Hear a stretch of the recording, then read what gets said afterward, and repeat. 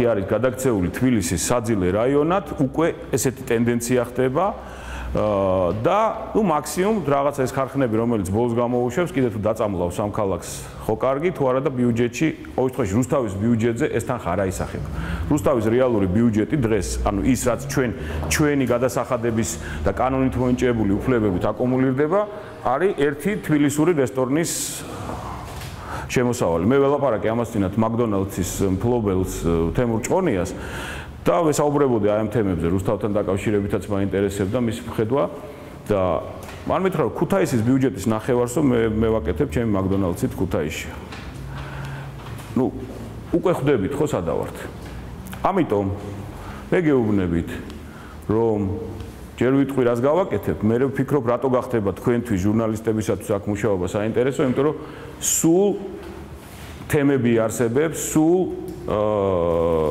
ღია ფორმის ურთიერთობები არსებობს, არა მარტო რუსთავის შიგნით და რუსთავის პრობლემებზე, რუსთაველებთან და გარკვეულ სოციალურ თუ სხვა ჯგუფებთან, არამედ არსებობს ურთიერთობა ცენტრთან.